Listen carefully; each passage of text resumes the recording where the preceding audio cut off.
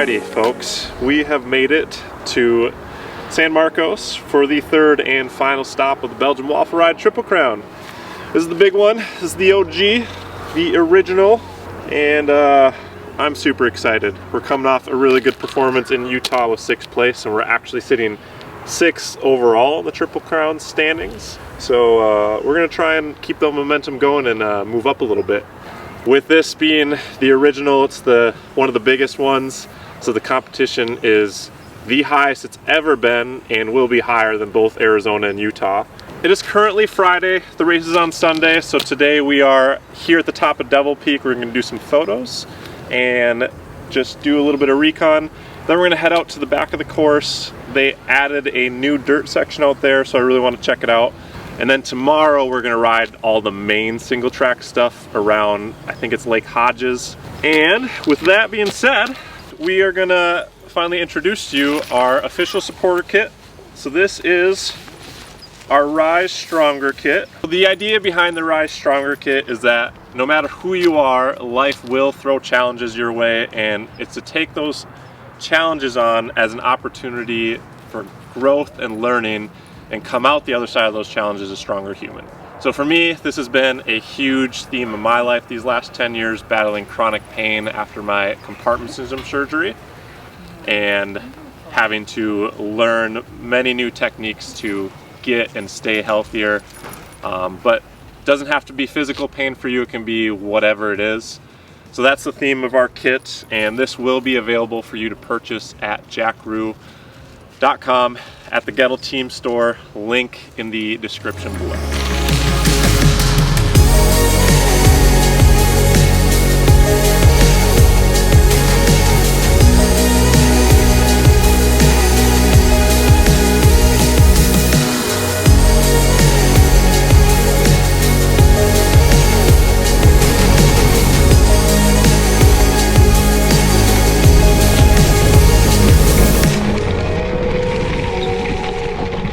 So that single track section, there's nothing really to note about. It's pretty straightforward, other than some potholes from some golfers, so it's pretty bumpy. However, this climb on the other hand, whew, this is gonna be a doozy. I think it's around a mile long with like 600 or 700 feet of gain. So it's not super long, but it is steep. You can check it out here.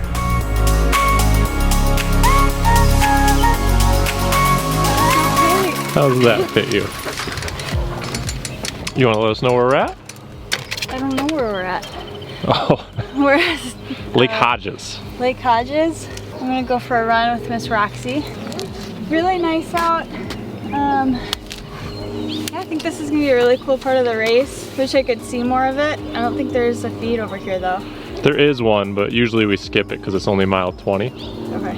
Oh, so this is, okay. Yep. This is the beginning.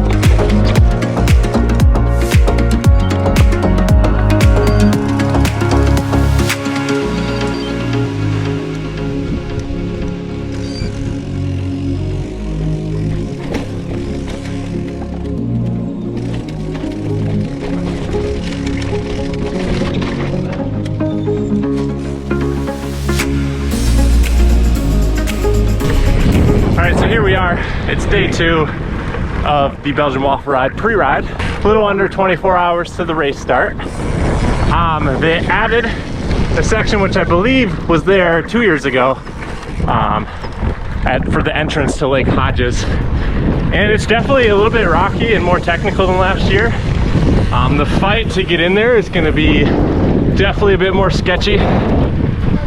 It looks like they have us do a little turnaround at the bottom of the paved hill, and then we do another quick right U-turn down, and it dips down on this kind of windy paved road. goes up for maybe like 50 feet of elevation gain, and then we take a left on the single track, and it's a pretty steep single track climb.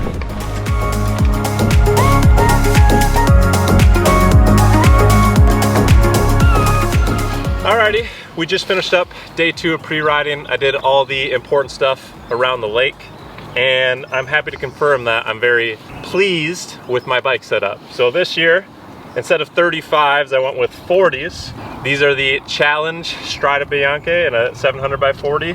So they're pretty slick, but they do have a bit of texture on them. And for this single track and the rest of the stuff with so much road, I think they are awesome. I am switching it up with the cassette. So I had some issues in training and in my last race with that E13 skipping gears on me. So I've switched back to the SRAM 10 to 44 cassette, and then I've bumped it up to a 46 chainring in the front. Ideally, I probably would have gone with the 48 for this race. However, in that first little single track section, there's definitely some times where I'm using that smaller gear.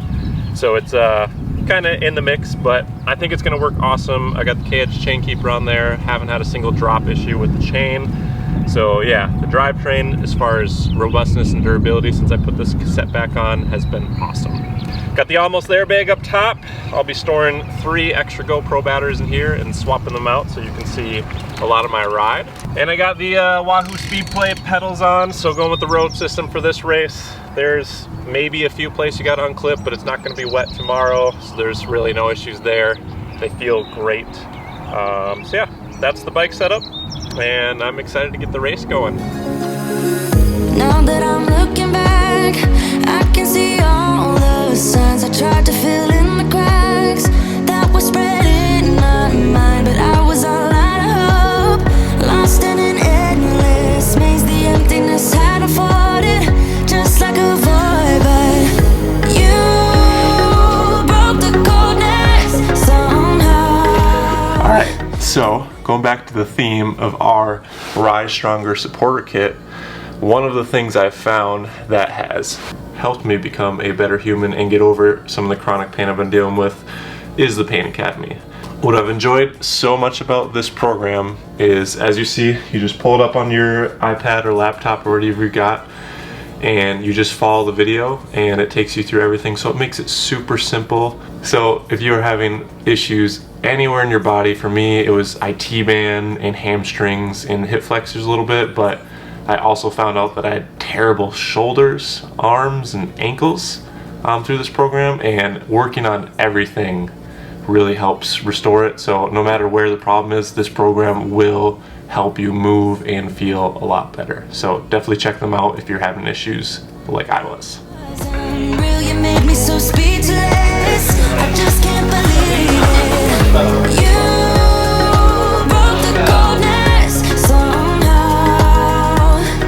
Alrighty folks, it is the evening before the race. We just got back from Brian Coe of Veloworthy's house, which we had an amazing dinner. Thank you so much, Brian. And now we have just a few last things to take care of. So let me show you what's going on. First of all, in the corner here we got my bicycle, which I will just need to give a little bit of a clean. Over here, we got Roxy taking her sweet old nap. She had a long day. She went for a trail run with Mom, so she's tired. Right here, I've got the BWR course pulled up, Ride with GPS, and I got my cell phone, which I'm making a GPS coordinate list for my wife, Kendra, to go to all the aid stations and some personal feeds. BWR is an open course, so you can have anyone feed anywhere they want. And then lastly, we have Kendra herself feeding all the bottles. Sorry, let me say that one more time, because I said feeding all the bottles instead of filling. Yeah. So what's going on in these bottles? We're going to be using Scratch high carb in each bottle, along with a little bit of hydration added to each one as well. And then, I don't know, are we going to tape these to each bottle? Do you want? No, just the caffeine to one of the last Okay. ones, so Okay. just a few.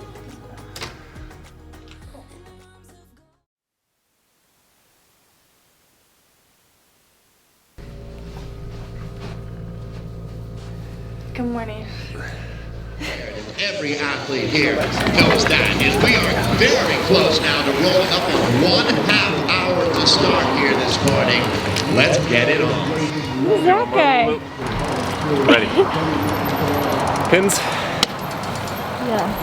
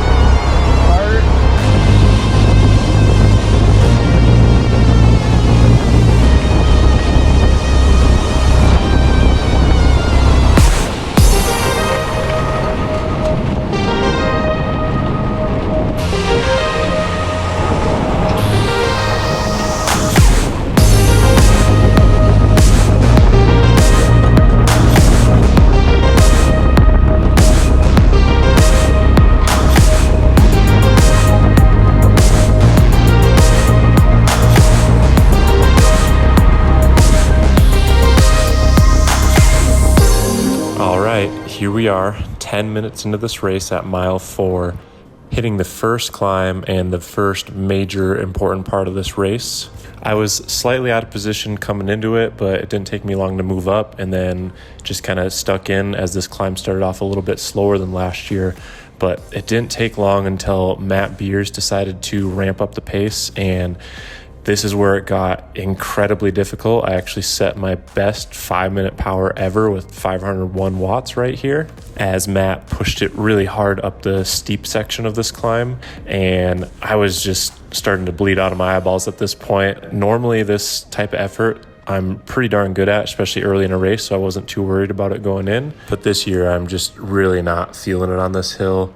As you can see, we're approaching the top right here, and Russell kind of pulls off to the left, and I get stuck on the wrong side, and it kind of kills my momentum as we're at the top here. But I try and get going again and kind of regroup myself, but I just don't have it to stay with these guys, so I let them go. As we're cresting the hill here, Matt Zimmer, Cassius, and Nathan Spratt come over the top, and I just do everything I can to try and latch on to them as we head downhill into the first dirt section.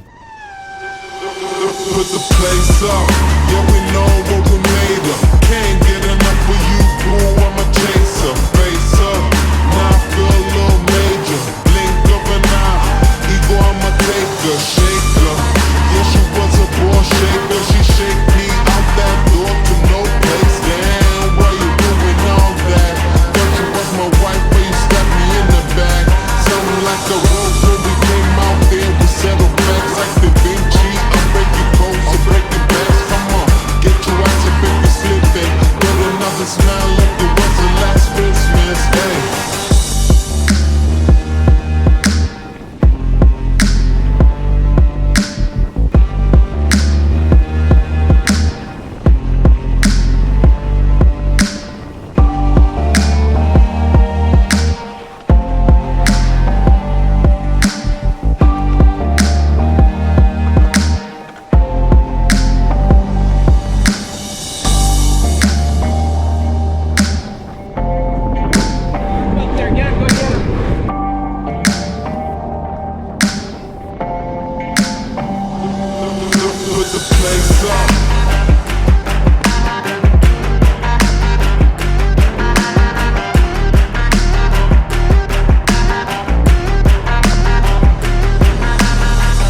Coming off that first dirt sector, I was able to link up with one other rider, and we worked together to catch the group that we are currently in right here.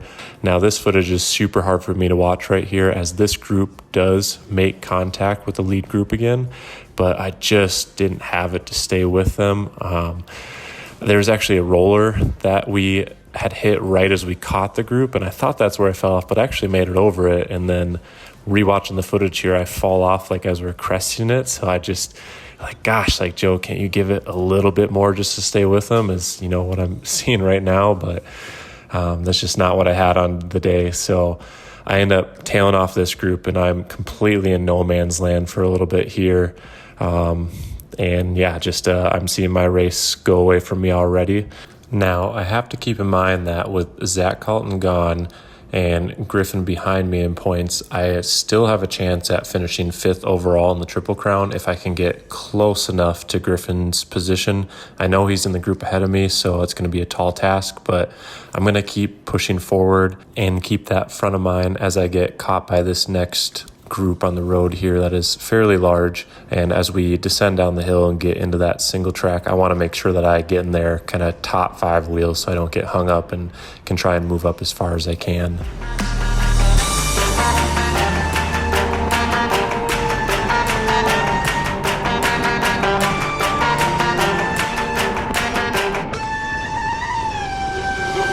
Put the place up, yeah, we know what we made of. Can't get enough of you, boo, I'm a chaser. Face up, now I feel a little major. Blink of an eye, ego, I'm a taker, shaker. Yeah, she was a born shaker, she shake me out that door to no place. Damn, why you doing all that? Thought you was my wife, but you stabbed me in the back. Sounding like a rose when we came out there, we settled facts like Da Vinci. I'm breaking bones, I'm breaking backs. Come on, get your ass up if you're slipping. With another smile like it was the last Christmas. Hey.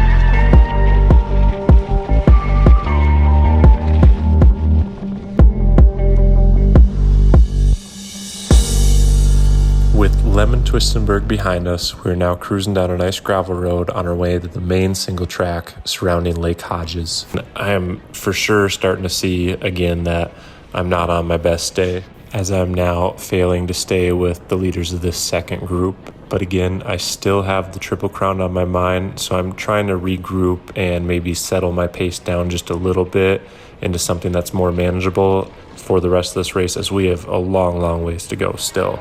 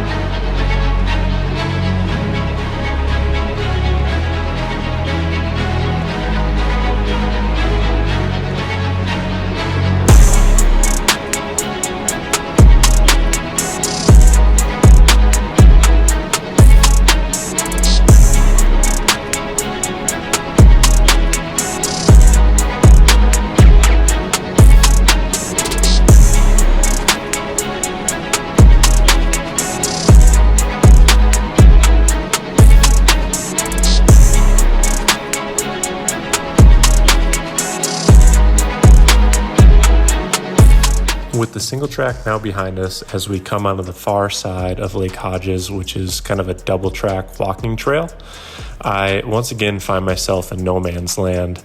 I do pass a few guys on the side of the trail here that have had mechanical issues or flats, but I can actually see the group in front of me, and they have probably about 20 to 30 seconds on me. While there would be a little bit of benefit to being in a group here with some drafting, at least we're still off road, so it's not the worst place to be alone. We do have a really steep hill coming up at mile 35, and I figure that's where I think I'll be able to catch a few of those riders and latch on, try and form a group, because after that there's a long road section where I really don't want to be by myself. So that's kind of the goal here, coming up to this super steep hill, and just like I thought, I'm able to catch up to a couple riders, and then we go on this downhill and into some more single track heading towards that aid station in a group of 3 right here.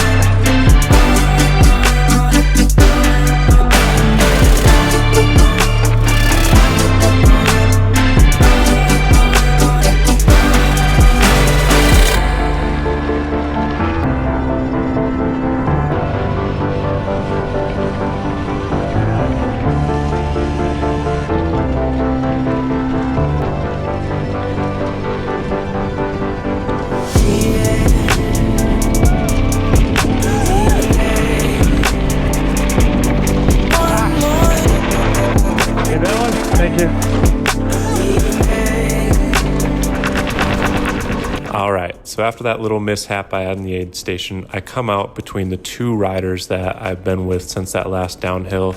The rider behind me is Connor Cam, and I noticed he was probably stronger than the other guy as we were heading into the aid station. Looking back, he's not far. So with this section being flat road before a big paved climb, I decided just to roll easy zone 2 and wait for him to catch up, and then we can trade pulls together and catch the guy in front of us, as a group of 3 is much better than group of 1 here. At this point, we are just over 2 hours into the race, and I've got a normalized power of 329 watts with an average of 278, so nothing super crazy, and I'm actually feeling pretty good right here.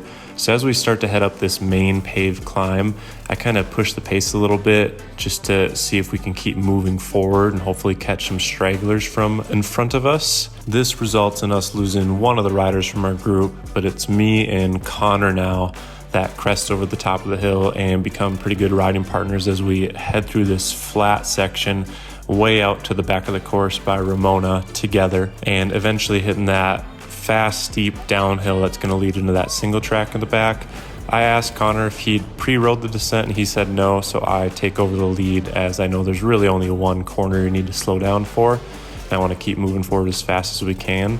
And right when we get to the bottom, we see Mr. Matt Beers already coming up. He had actually attacked well before in the flat section heading out to Ramona, and has been solo since then and soloing into the finish. So insane ride from Matt Beers, but this is a bit discouraging for me, as I know that this is at least a 20-minute section out and back on that single track, then back to that hill. So to know I'm that far behind in this race, it's a bit disappointing. As we go through this single track here, again, nothing real technical. However, this is where I kind of start to unravel, as my good feelings are no more, and I start to get pretty tired, and I lose Connor at the back half of this section. As I come off the single track and start to head up the hill, I am all alone and get up this steep climb and don't see anyone for quite some time. All right, Kendra and Roxy here reporting at aid station number 3, and we've got 2 bottles ready. One with some gel from a kind stranger, because Joe didn't have any. He didn't think that I would need any for him, but at the last aid station he said he needed one, so we made it work.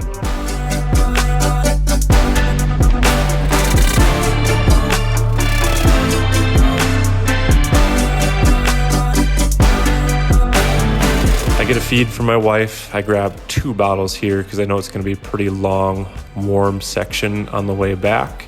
And this section is full of headwind, so it's going to take a little bit of time to get to the next feed. But unfortunately, I spend this whole entire time on this flat section just by myself, I do eventually catch one other rider and trade poles for him for a little bit, and just incredible to see how much less effort it is right behind him when we're in this massive headwind here.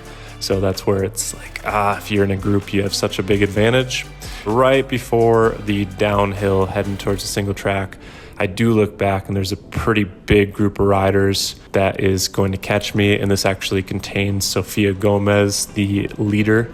And again, a bit discouraging here as I'm caught by this big group and I'm, feeling a little bit blown. I noticed there's really only 2 guys doing the work, and with me still keeping in mind the Triple Crown could be up for grabs if Griffin has a bad day and blows up, I also helped do some of the polling, trying to move forward. In hindsight, this was not a great idea, as I just ridden that whole flat section alone and should have just sat and rested before the rest of the course.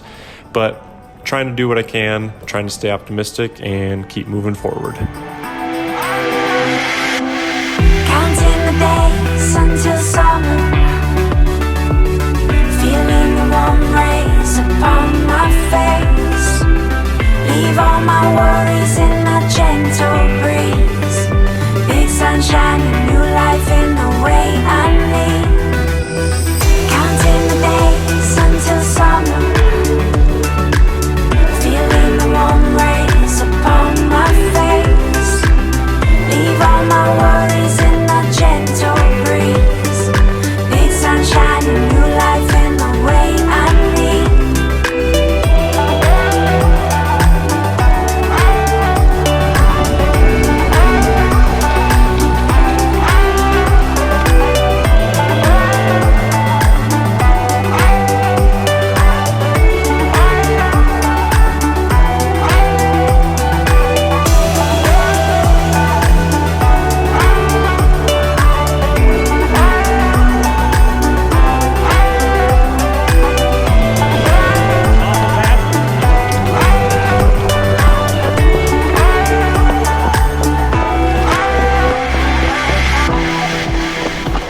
Here we are, coming out of the last single track at mile 100. I take a bottle of water from one of the volunteers and just use it to cool myself off. Oh yeah, I'm all right. Just having a bad day.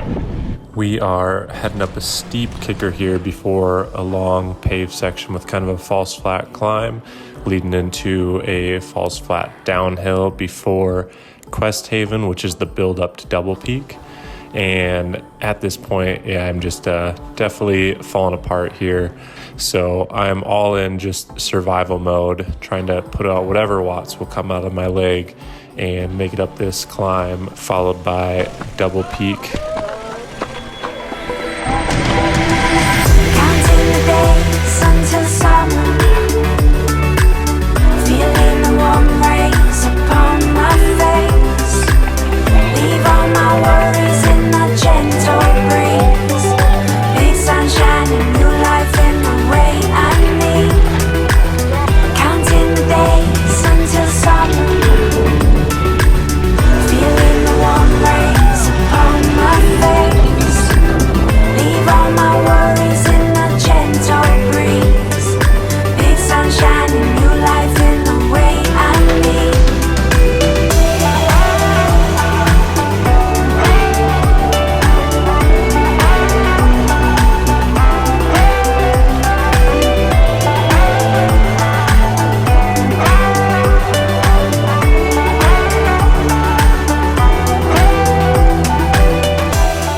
With Double Peak and that last off-road section behind me now, it is all downhill to the finish, and man, am I excited to get this race finished up and over with. Now, I don't want to be sounding like a broken record here, but just a big disappointment on the day. Results-wise, I come in 33rd here, and Griffin ended up coming in 12th place, meaning I fall behind him and finish 6th overall in the Triple Crown. So another big disappointment there, as we had a lot of sponsors here, and getting 5th place and getting to stand on that podium would have been pretty special for them. Also, my wife and I make huge sacrifices and put a ton into getting to all these races, and we're really trying to keep increasing the level of support so we can do this to the higher level that we're aspiring to. and poor result like this just doesn't really help us move in that direction much.